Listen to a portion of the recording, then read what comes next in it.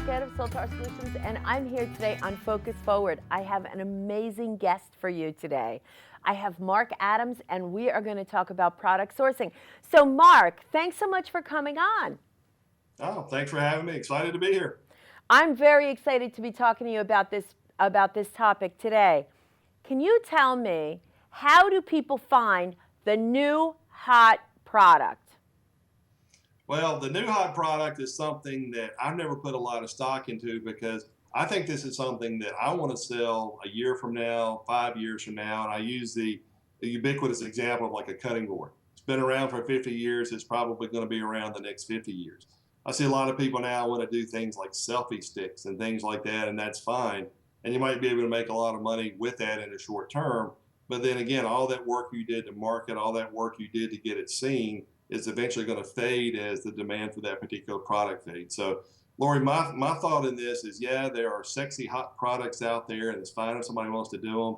But I'm dull, I'm boring. I would rather do the product that you don't talk about at parties. It's not exciting, like cutting boards, and then just go and look for products like that are a little bit under the radar that I can still make $1,000 up a month on and just kind of repeat over and over again. A simple philosophy, a dull, boring philosophy, but one that makes your banker love you. That's for sure. So that's really funny because when I think about the hot product, because I hear people talk about the hot product, I think about the hot product in probably a different way than most people. I think about it as the expensive product. It takes time to source it.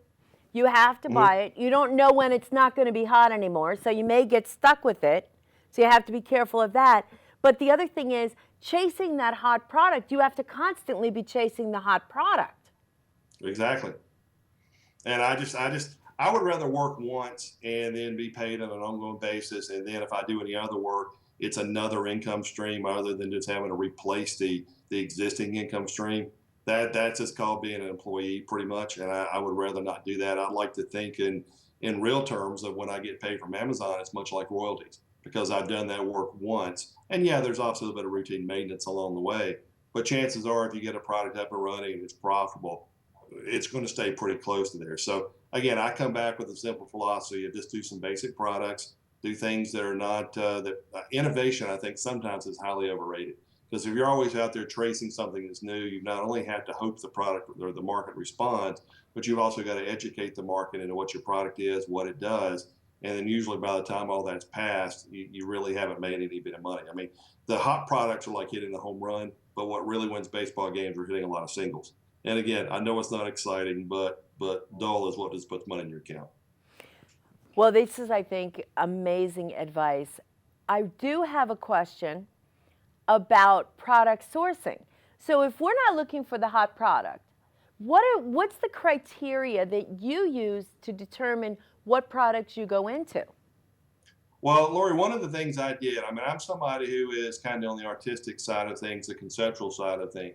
When I've been looking for products for years and years, and I would always just see something, try to imagine it, go all the way to find it. And for me, I found things. But I created a product checklist, which you can get on my website, but it's something that has some criteria, even a scoring system for things like how competitive the market is, the size, the weight of the product, things like that I originally created on Yellow Legal Pad just so it would balance off some of my intuition with some analytics. So it's a good way to measure that. But ideally, you're looking for a product that's going to sell just as well down the road as it is now. You're looking for a product that's small, that's simple, because the smaller the product is, the less the freight is coming in, the more you can get into a package. Because Mm-hmm. the downside of ordering from China is the products are incredibly inexpensive, but the freight can actually be more per item than the actual item itself. And even though that really shouldn't matter because it's your total cost, and it's still cheaper than getting it here in the United States by doing that, a lot of people have issue with paying more for freight than the individual product. But try and keep your products small and try and keep them to where you know there's something that's selling well in a particular market and there's opportunity. And then with better marketing, more reviews, better packaging, things like that, then you can simply do better. But to come back to the question you asked about how do I find products, it's funny, and I know this is going to sound silly, but I do a lot of what I call focus things. I mean, for anybody who's ever had small kids and they've been on a trip, and depending on where you are, you may call it something different. But I used to play a game called Volkswagen Punch Buggy, I think that's what it was, where literally if for a parent it's to get your kids to be quiet and pay attention to something else, and for the kids they get to beat each other up. But it's basically the way the game works. For those of you who don't know, is if you're on a road trip, car trip somewhere, the first person who sees a Volkswagen gets to hit your sister or brother in the arm. If they see a Volkswagen first, they get to hit you in the arm. But what it does, it's amazing how it focuses the person on looking for a Volkswagen. What I do is try and come up with a memory trigger. And I know this sounds incredibly silly, and I know you're going to laugh at me when I say it. And I purposely do this because it's silly. But I'll take my thumbs and forefingers and kind of do this around my eyes, and I'm pretending I'm putting on my Amazon goggles. And what that does is simply a little memory trigger that allows me to focus on Amazon products. So I may walk in stores that I don't normally go into a lot. I walked into a candle store the other day. I don't go into candle stores. I'm going to hardware stores. So it allowed me to look for things. My wife was in there buying candles, so we had to go in and look at it. I'm thinking, oh. So let me at least turn it into something. Maybe I can turn this into productive time other than waiting for her to shop for candles. And you're looking at things and do the items fit the Amazon criteria of size, weight. Then of course you have to go back after the fact and check on some of the sales velocity and things like that. Took my daughter to a sporting goods store and she was wanting to get a backpack for school. While she was looking at the backpack, I walked over to the camping section. And before I walked out of there, I bet you I had 10 items. And I either take a picture of them with my phone or either just write in the notepad or something, record it, whatever, what those items are, and then I'll come back and do some product research. But inevitably, if I walk into a store and look for products when I'm in Amazon acquisition mode, punch buggy mode, whatever you want to call it, it just seems like to me that products fall in your lap left and right. And I understand and accept that for most people, finding products is the hardest thing. But what I try and teach my students is that mindset, because if you're doing that and you're truly looking for products and simply ask the question is, would that make a good Amazon product? And yes or no. And if it's no, of course you move on. If it's yes, then you continue down the process of size, weight, pricing, that type of thing. And then you're going back and you're looking at the market and seeing if there's opportunity. And then can you have that product produced or a similar product produced in that particular market where you think you can make the money you want to make? I don't think it's any more complicated than that.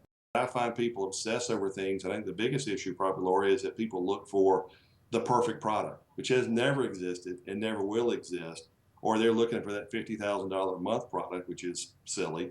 But just do the simple things that I just mentioned, and you'll have abundance of products. I usually keep a list. I've got right now a list of about 100 products that I would launch if I could just get to. I just hadn't gotten to. The products are readily available and out there if you just go through the right mindset. Great advice. Absolutely great advice. I walk through stores and I now, because I've been doing this for a while, now have that Amazon mindset. So anywhere I go, I'm looking, oh, that would make a good product. Oh yeah, that would be good. Oh, that would be really good if I could get the lighter weight version of it.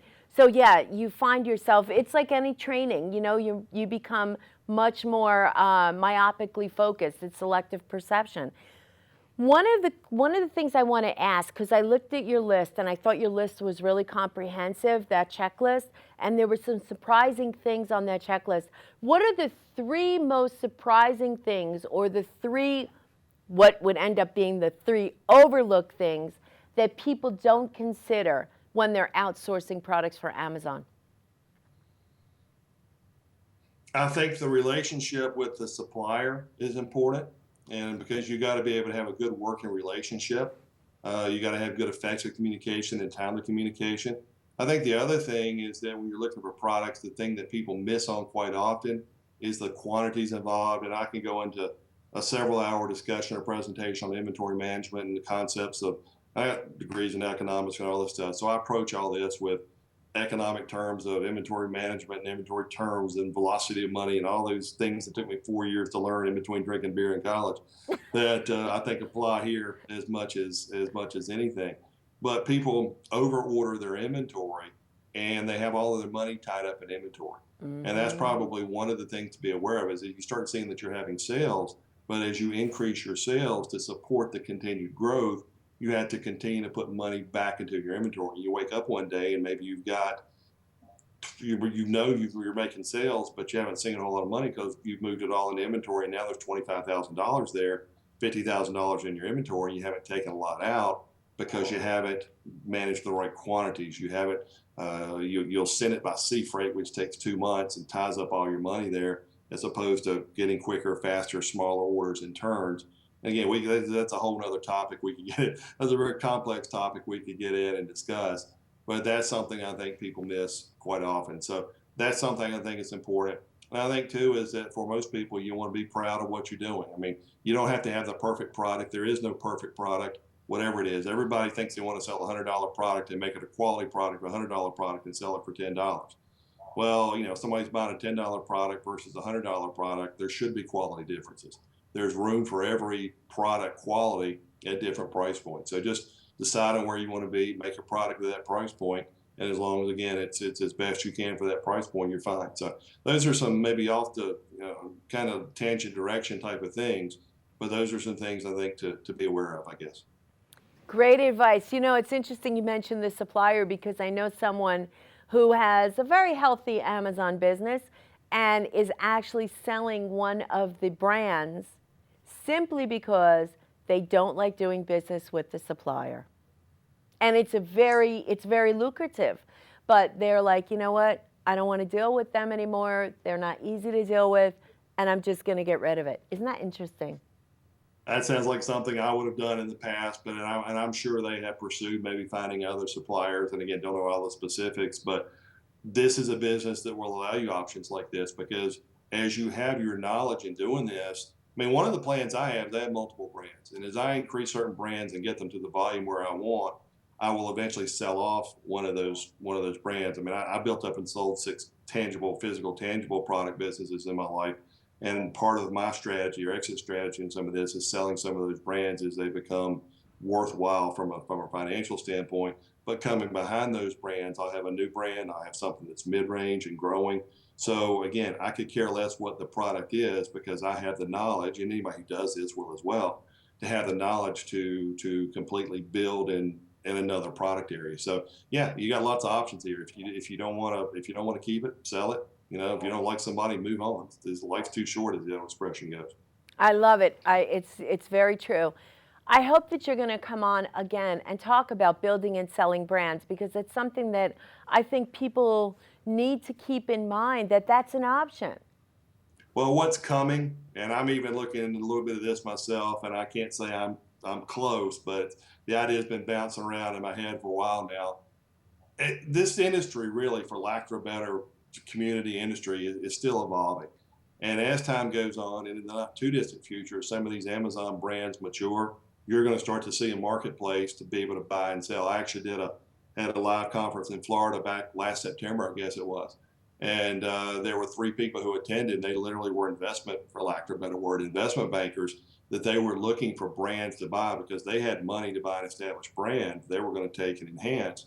But there are also people who once they get there, they'll be looking to sell. So whether I put it together or somebody does, there will be marketplaces, I predict, in the not too distant future, specifically just to buy and sell Amazon brands. I get approached all the time, people wanting to buy, like my students' brands, that type of thing. And I pass it along, and sometimes they sell, sometimes they don't.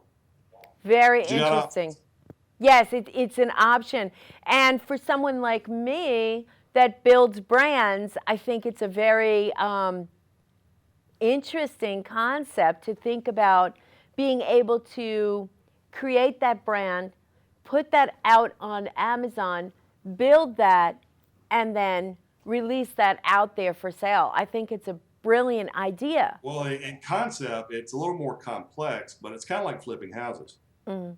I mean, I think you need to have enough of a track record and different things, because if you're going to do it and sell it in 6 months, somebody else is astute enough, they could build a brand too. But again, a whole nother topic to get into, because this is something to where I think a lot of big money is going to be made in the next 12, 18 months, 24 months in this area, as people start to have enough track record, 2 years, 18 months of sales to suggest variable to sales prices of 6, 7, 8, 9 times the price to earnings for their sales price.